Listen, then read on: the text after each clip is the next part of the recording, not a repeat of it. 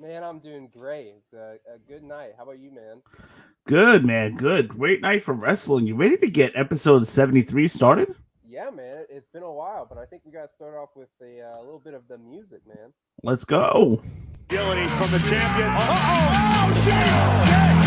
That could be it. Delivers this deep six.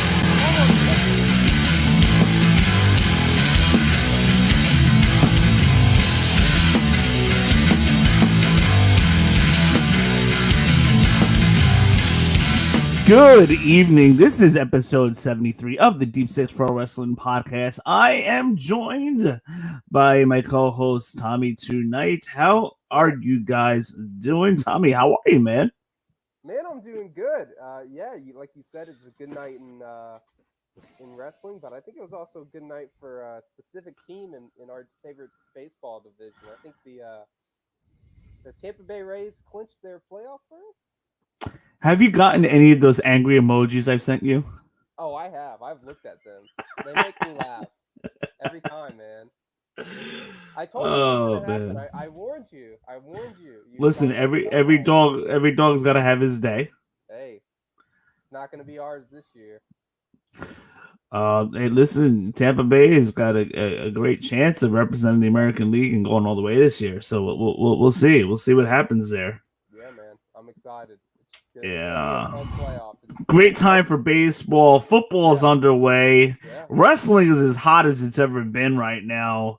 There's a lot to talk about, most of which we will not cover. We're going to focus on AEW tonight on the show that we just saw.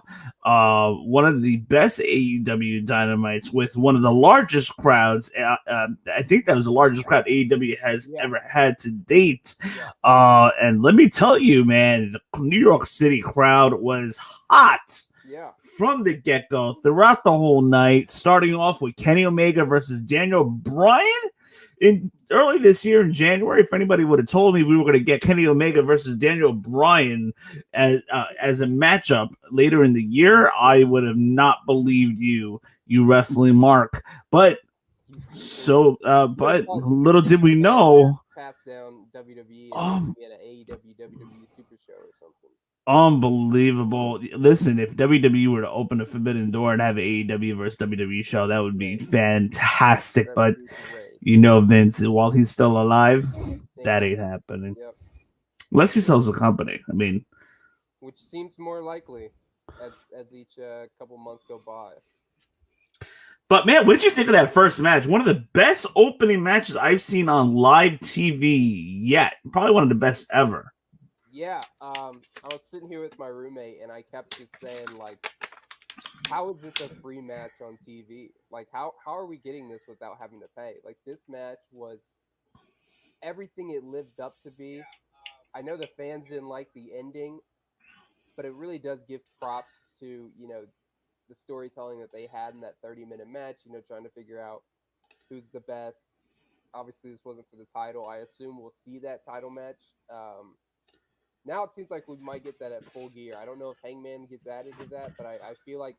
I still believe Hangman's in the plans. Yeah, I just feel But don't you feel like this sets up for a match? Exactly. The draw sets up for another match, and this time it's got to be for the title. Like, no time limit draw. Obviously, they could have kept going. I think they might be trying to replicate, like, what they did in New Japan with Kazuchika Okada, him and Kenny Omega. So, we'll start seeing more matches, maybe like a 45-minute time draw, 60-minute draw. It just can help you build up to Full Gear, and maybe you throw Hangman back in there, or we just get one more match at Full Gear. But I think this definitely leaves it open for a rematch for the title. Yeah, even if it's not Full Gear, they could always revisit this later on and be like, it doesn't have to be necessarily Full Gear, but they could definitely revisit that. They've definitely left the door open for sure. Yeah. But what a match that we saw. These guys put on a clinic. The crowd was hot, half hour nonstop, and had me intrigued. What's that? This match kind of ruined the show for me. just because I feel like this card was really stacked. And Yes. it was a good show. Yeah. Putting the best match that everyone was looking forward to, that's a 30-minute draw to start off, that might be match of the year already.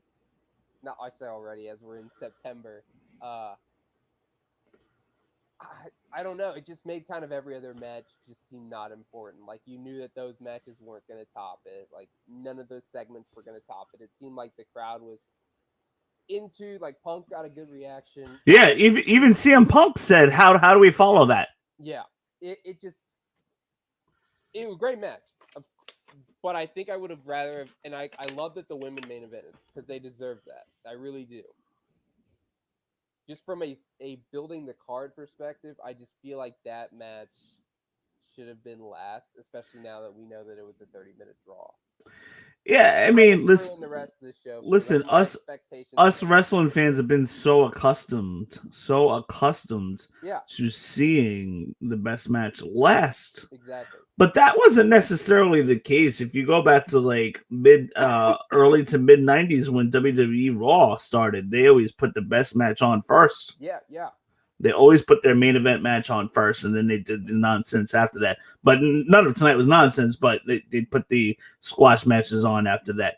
Yeah. So, I mean, this is like nothing new this is certainly nothing new that we've seen, but it's just something new that we haven't seen in a very long time. You know, put in your best match in the beginning. You know, notoriously, fans are accustomed to seeing the best match last as the main event. So I don't know if it put a damper on it, but I just feel like my expectations. Yes. I was more excited for those matches because I thought, oh, these will be like 10, 15-minute matches, you know, good timing, and then we got a few 5-minute matches, you know, sprinkled in. It just seemed like my expectations for the rest of the show were kind of hampered. There were kind of lower expectations, right? Yeah, that's yeah. Yeah. The next segment we see CM Punk talk about how he's glad that he's not wrestling tonight. He wouldn't be able to follow that. Yeah. But we see CM Punk addressing the Team Taz. We're getting Taz versus Hobbs, which is actually probably being taped right now as we speak, which will be aired. Yeah. Taz versus Hobbs. Yeah, it'll be. Did I say Taz versus Hobbs? I think you did. Yeah, but we'll be getting Punk versus Hobbs Friday night. You know, Punk's probably gonna win that.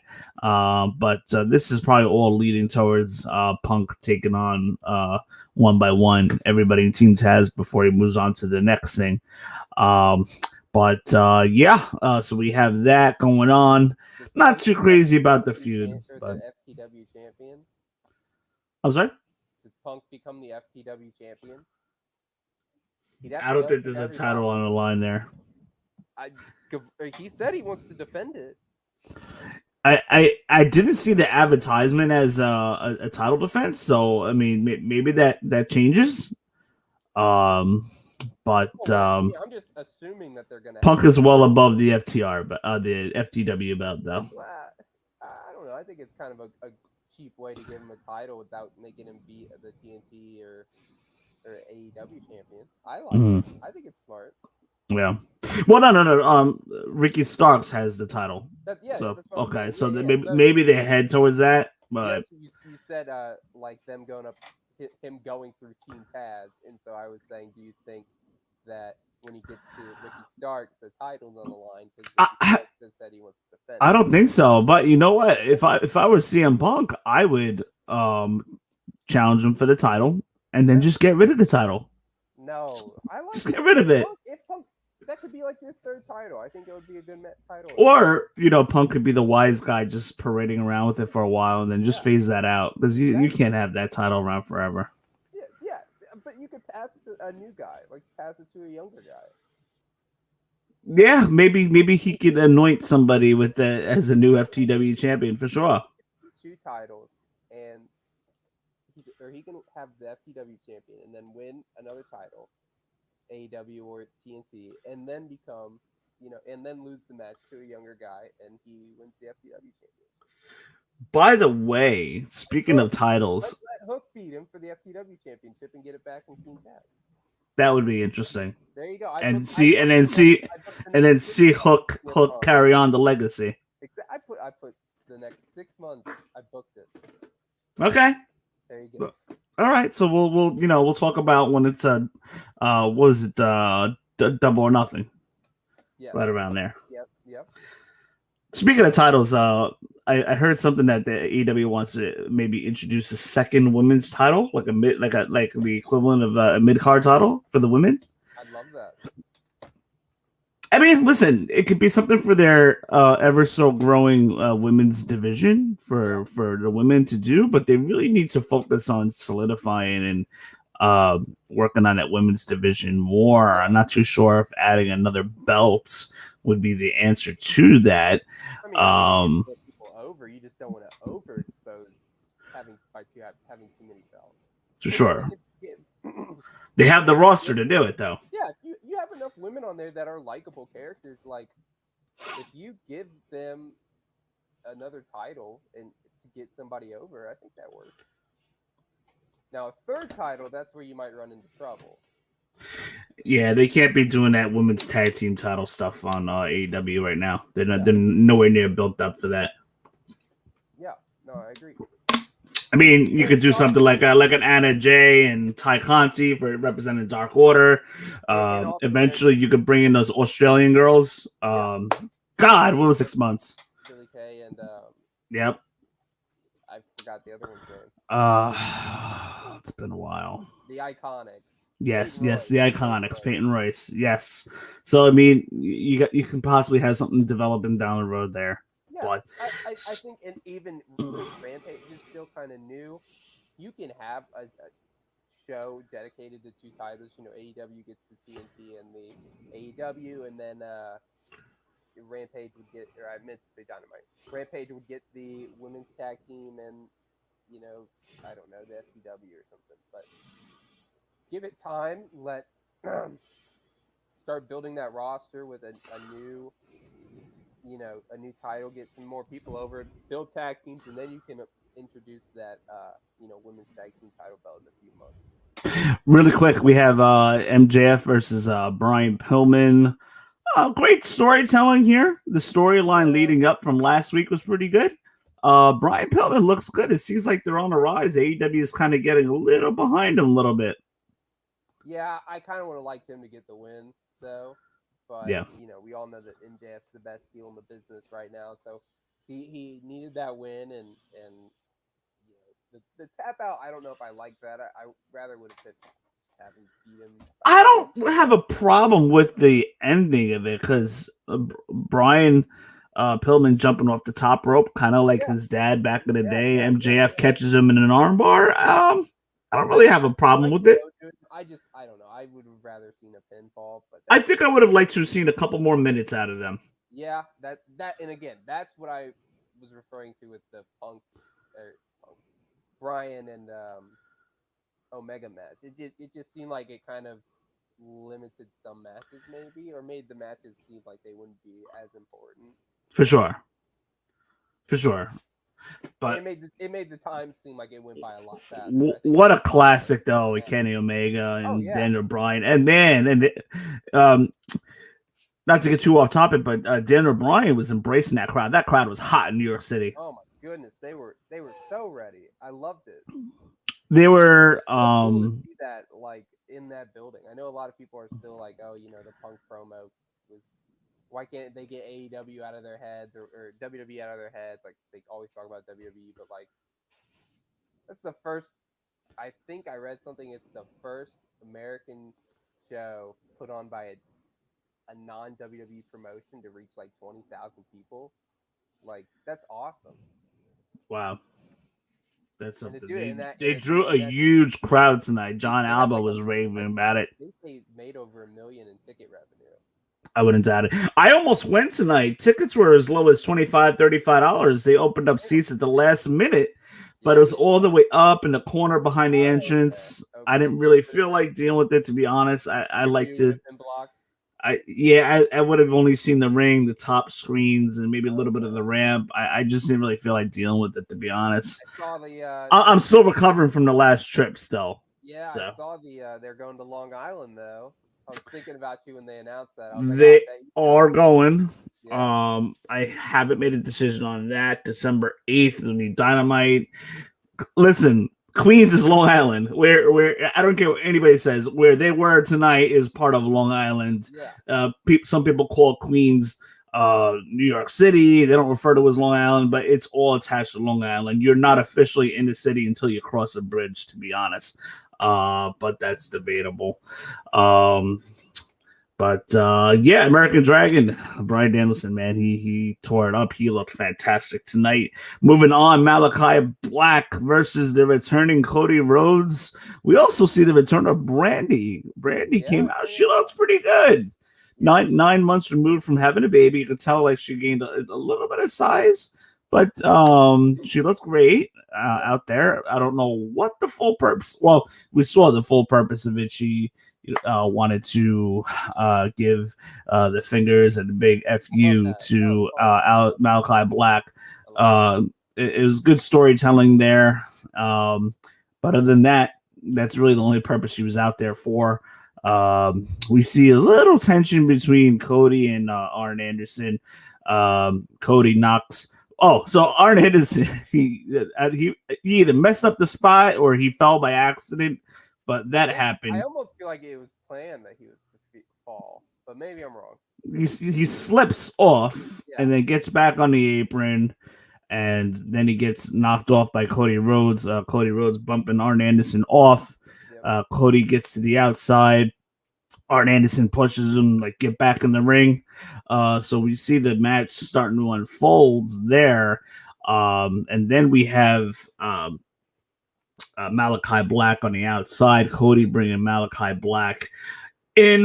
The referee is getting all up in Malachi Black's business. And the referee is trying to get Cody out of the corner. Cody pushes the ref. So we saw that. Then the ref was distracted. Malachi Black with the black face, the black mist, spitting out black mist into Cody's face. I said green mist when I was watching. I was like, oh. And Malachi Black with a quick roll-up win over Cody Rhodes. I didn't feel Cody was going to win this match going into it. We saw more of a compelling match between the two of them. Was a squash match like last time. But you had to give Malachi the win here. The fans were booing Cody tonight. Yeah, because he said he didn't want to be a heel. He doesn't get to decide that. The fans decide if he wants to be if he's a heel or not. That's how it works.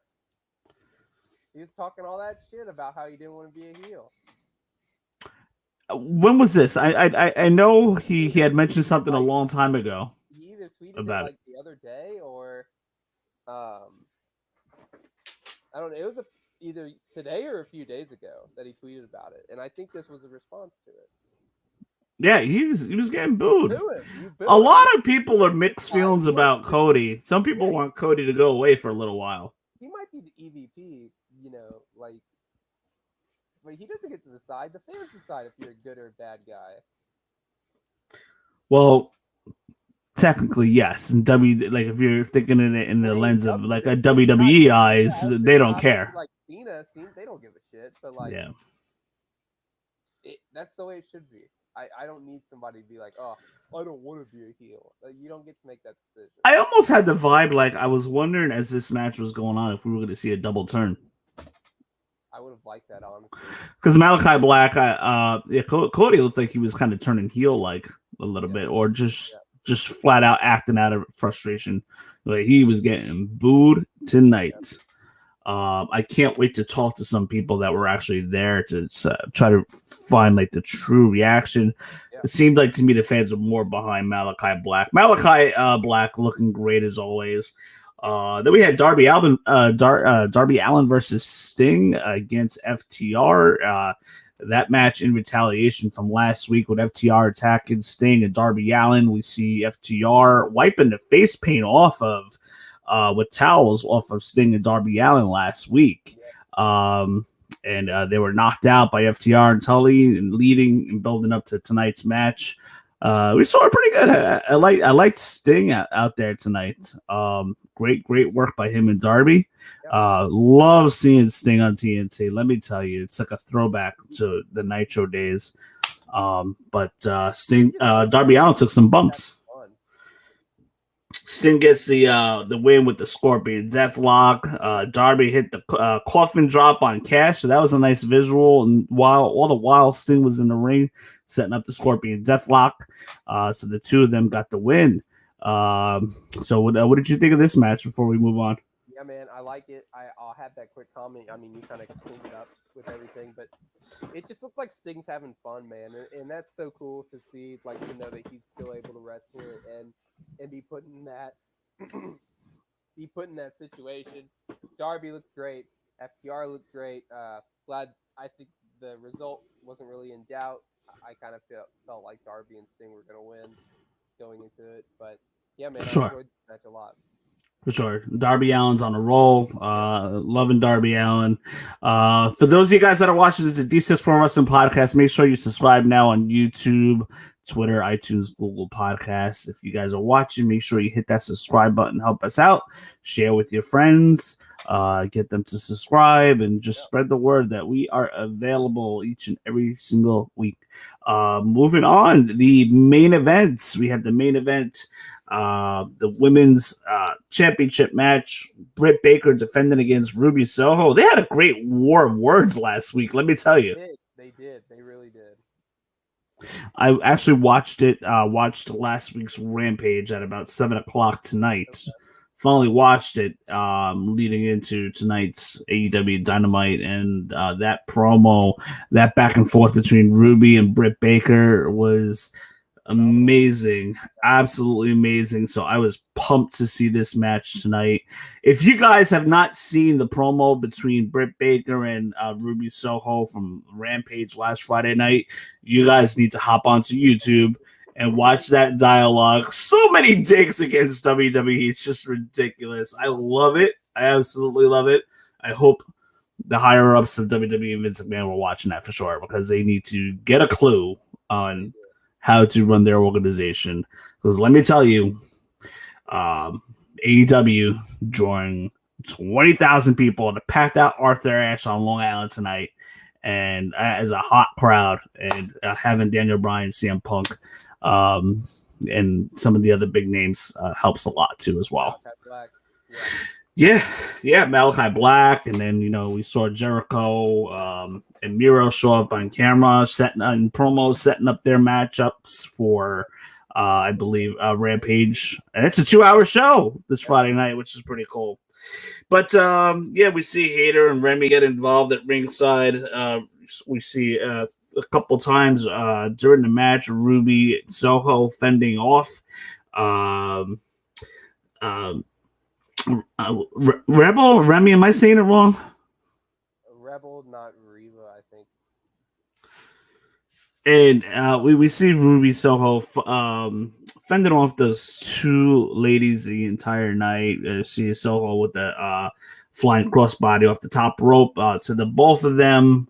And as Soho gets her attention back to Britt Baker, we see Soho take a super kick from Britt Baker. And then that also led to Britt Baker doing a corkscrew with Soho on the ring apron, corkscrew onto the outside floor of the mat.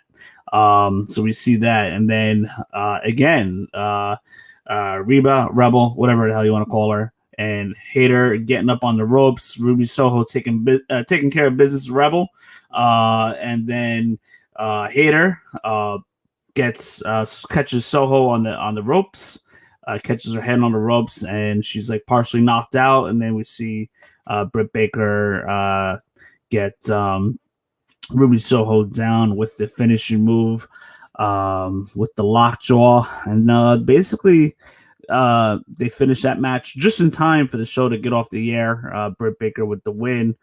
So very good match here. Yeah, solid really 15 minutes. Really good main event. They deserve that spot. They did a good job, man. This is a really, really good match. I really enjoyed this. Ruby Soho looked great. It's nice to see her be put in the. I wasn't the biggest fan of hers in WWE, and I think that's more now as I can see more based on the booking than her in-ring skill. But she's great, man. It's great to see her in that main event spot, and I hope to see her, continue with that. Absolutely.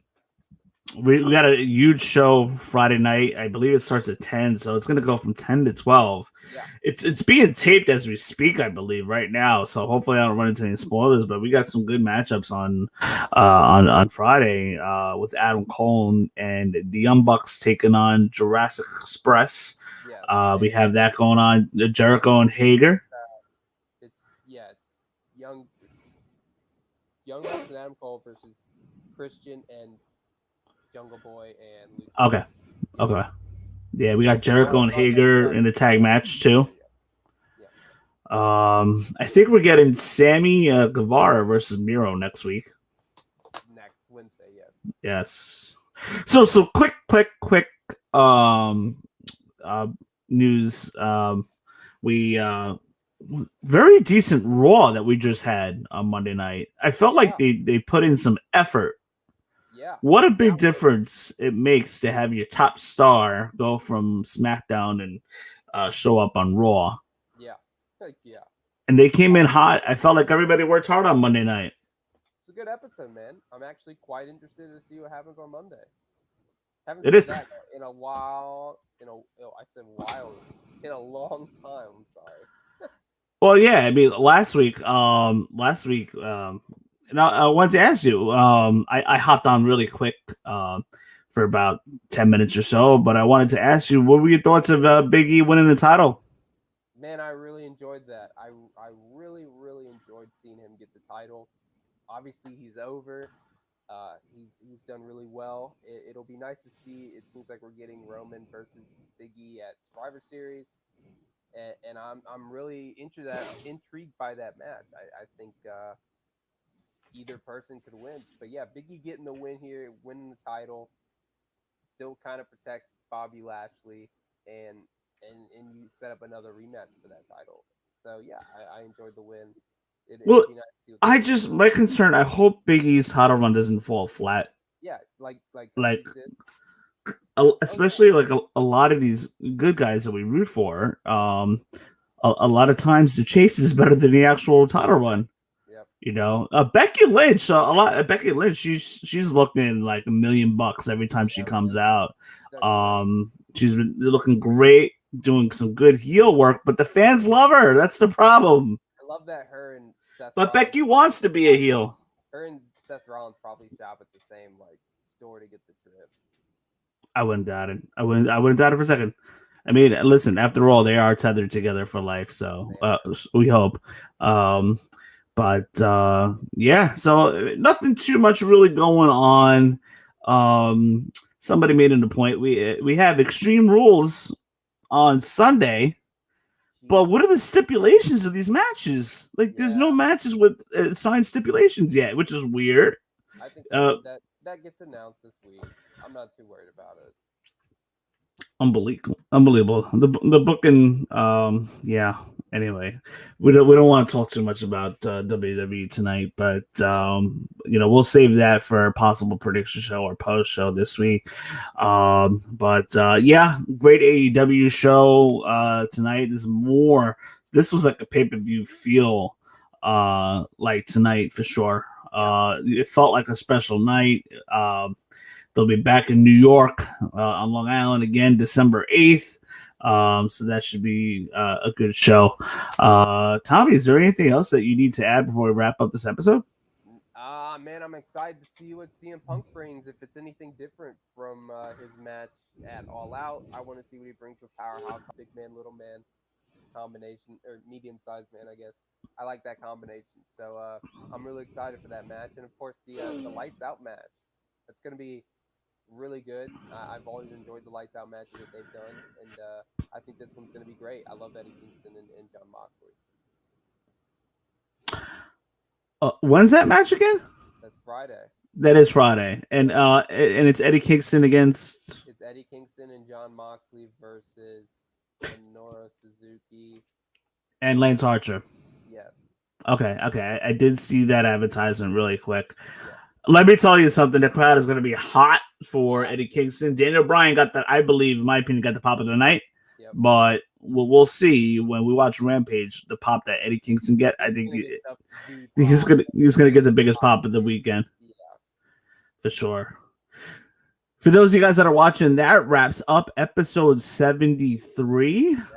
Two more episodes to 75. Tommy, thank you so much for hopping on. Yeah, man. We've just had a lot going on the past week or two. I've been recovering from that trip that we had, and so just getting a little like free time and basically just recovering. Like I felt like I've been nonstop through even before that trip and then through the trip. And I needed a little bit of a break, but we are back. Yeah, what happened? I said a little relaxation. And you know what? The holidays are coming too. But can't wait. It's gonna be good. But yeah, 2 more episodes of 475. It's another big milestone episode for us. So looking forward to that. We should come back to you guys with the prediction or a post show, if not both. Yeah. We'll see what happens this weekend. For those of you guys who are watching, make sure you share this with your friends. Hit that subscribe button. And as always, thank you so much for your support. And to those of you guys that are watching, you all have an awesome night. Tommy, you have a great night. You as well, man. Thank you.